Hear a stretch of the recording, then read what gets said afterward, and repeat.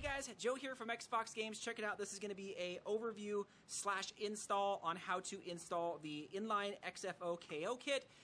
We took a bunch of feedback from you guys, and you guys were, saying, hey, you know what? We'd really love it if you included the barrel inside these, right? Both in the brass breech as well as the InLine, just to make it easier. And we figured, you know what?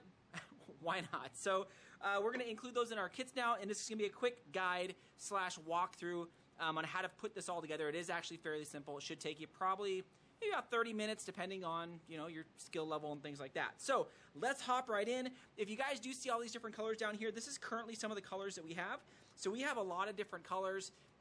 Again, if there is a specific color you guys are wanting, definitely send us a message. We love to hear from you, and we like to go from there. But first off, too, before we start, a big thank you to all my subscribers. I know there are a ton of you guys. Again, a big thank you for all of your feedback, especially you, AA. Big, positive feedback to you for always giving us positive reinforcement here at XFoxGames. So let's get into this. What we want to do is first go over the parts so we have an idea of what they are, and then what we need to do to the blaster so you can integrate this in. So this is going to be, of course, your main barrel or your main housing per se, right? There's nothing too crazy about this. Really, this is where, of course, the barrel is going to go into. You have your suppressor, which the barrel will go into.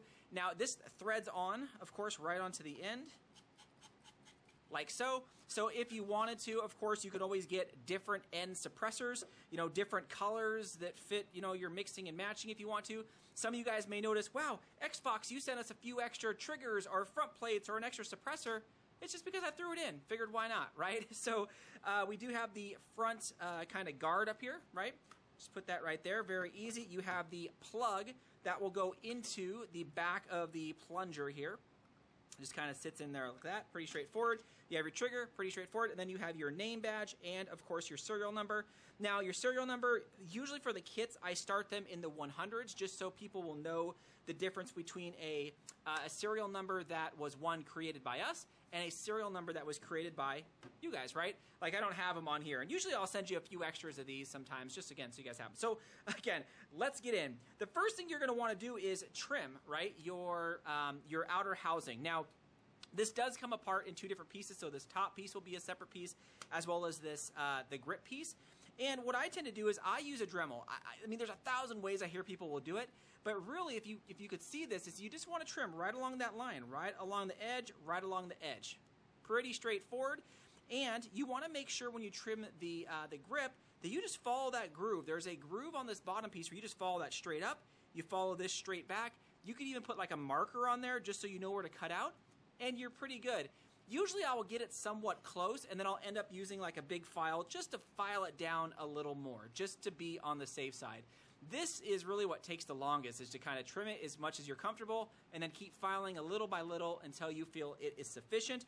And then, of course, on the front here, I'll pull it up. There's usually this little piece right here, this thing. It usually goes up to the bottom of this, and so you want to just cut it like a little bit of an L. Again, I'll throw a little image up there so you can see it. So you want to do that to both sides. Very, very straightforward to do. I always say take little by little, right? Don't do too much all at once. Just do little by little. Next up is what you want to do is you want to modify your plunger. So this is pretty straightforward too, especially if you're going to brass breech or do something like that. What I tend to do is I will get little snips, right? And I'll snip out the air restrictor / ball holder, whatever they call it. After I've snipped it, I'll use some pliers, some needle nose, and you can just rip the thing right out of there, right? Now, you don't want to rip out. If you see that, can you see that little lip in there? You don't need to rip out that complete inner lip there, because when you do that, you tend to distort all of this. So I made it my kit so you can just take out the air restrictor / ball holder, and you can just put the plunger right on top of that. Now, typically a little bit farther down is you'll see another kind of cross piece. If you want, you can reach down, rip those out. Not necessary, but you can if you want to. And you'll notice that sometimes when you put this plunger in there, or this plug, is it won't sit all the way. And if it doesn't sit, usually what I'll do is I'll go in there. Oh, if I can pull that out. I'll go in there and I'll just file a little bit. You don't need to. Usually you could snip it out. You just file it down a little bit, right? Just file the edges down, knock all the stuff out, and you're usually good to go. So those are really the modifications that you want to do into the blaster, right? This should take you just a few minutes. Just snip it. Again, be careful. You could take off that outer O-ring. You don't need it anymore. So perfect. That is done. Now, essentially, you should have something like this, right? I mean, we're essentially almost ready to go. So what I will do is I will put a little bit of Gorilla Glue kind of around that seat or that step that's in there, and around a little bit on the outside or above that little step. Then you'll go ahead and push in your plunger. Now the plunger has a little bit of a notch. Hopefully you guys can see that in there, where it fits into the notch on top of here.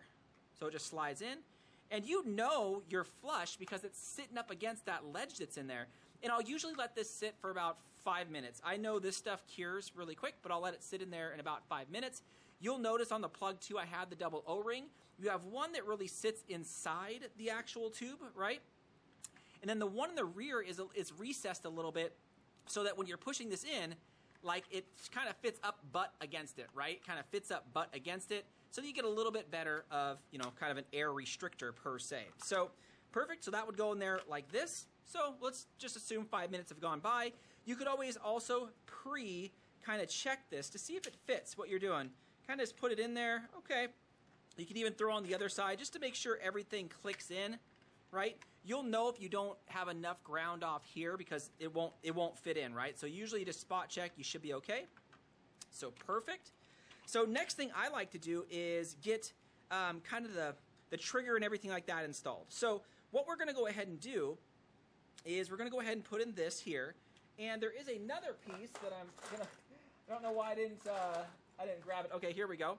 So you're going to want the catch also, and the catch of course sits like this, so it's the shortest piece to the back, and it'll usually sit here. But what I like to do to make these go in is sometimes with your kit, if you put it in and it doesn't go in, you could always turn it over and just kind of put it in the other way and just kind of work out that back hole right there. So we're going to go like this.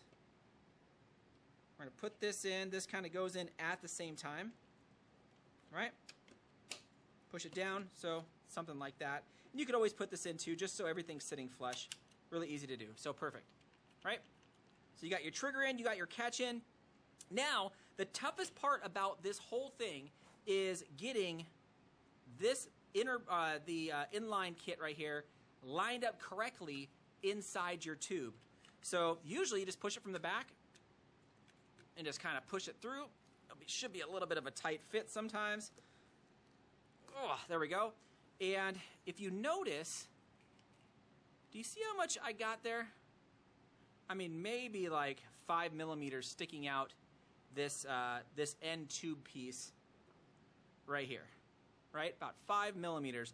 And that's probably good, but the best way to do this is I just kind of fit this in there, right? And you want to make sure that that goes far enough back to click inside the your catch here. Because if you glue this and it's too far back, it's always going to sit like this and it'll never actually ever catch, right? So you always want to push it back till it catches and just make sure that that's about right. So let's do this. Let's say, look, you have it way too far out there, like way too far. So when you do this, look, see how it doesn't catch? So if you can, you could see how I pushed it. You could push it all the way back, push it forward so it's on the catch, and just kind of push that back so it's sitting up against that butt. Now, you look at it, and you can see that right there. You can see how much is out of there, maybe 5, 6, 7 millimeters, depending on, again, you know, your catch and everything. So now you can either mark it, or you can remember that. So now what you do is you push it back up. I will usually put a little bit of super glue on there, right? Just a little bit of our Gorilla Glue. Go back down. Try to get it about where it was, where you remember it. And I like to twist it at the same time to get that glue all on that shaft. So you get it right about where it was. And just kind of do the fitment again. Again, my glue is about 45 seconds, so I can kind of push this in, get it to catch, pull it back, and just push that so you know it's up against that back plate. And just make sure that this is on the catch. Make sure it catches. You don't want to go too far, right? So you get it close. So perfect. Right about there. So now, if you want to, you can just take it out and just let it sit so that it cures up and, you know, 45 seconds, something like that. So you pretty much got everything ready to go. That is the hardest part right there. So for that, again, we'll just throw this thing together. Right, we'll just act like this is in there. Oh yeah, before I do this too, I forgot. So on the spring, usually that is down here. I'm going to show you guys this. Sometimes, depending on your fitment, you don't need to do anything, right? You just put the normal spring on there. I've seen some people actually put a dab of Gorilla Glue right on where this is at, right here, just to make it secure. I haven't had any issues. Some people will take about that much off. I don't know if you guys can kind of see that. They take about that much off the normal spring and then just take about 3 of the ends, make a new loop, and do it, just so it's a little more forced back. You can always play around with it on your fitment, but typically, 4 or 5, you snip a little bit of the spring off, and you should be okay. So perfect. So this is in there. So now, I know I don't have all my other stuff, but it's, again, this is just, there it is. So you just kind of got to wiggle this sometimes to get it to fit. So perfect. It should look something like that, right? I didn't really trim all my parts. So now you could actually test shoot it if you want to. You don't really need the suppressor on there. But again, suppressor should just twist right on. And there you go. And then you could test fit it. You could test shoot it. I always seem to notice that, usually if you pack 4 darts in there, the first shot is not all that great. It's still good. It's just, you have a lot of darts in there, and the air is trying to, go around all those darts. Usually the second, third, and fourth shots are really, really good. But that is really my install for, for the XFKO inline kit. Of course, the badges, right? I usually just put a little bit of Gorilla Glue on there, and you can put them on there. Totally up to you. I figured I didn't need to show you that, but there you go, guys. That is the new install for the XFKO inline kit, because now they're coming with the barrels, and I figured why not, right? So let me know what you guys think. Definitely in the comments. Thanks again, Fox fans.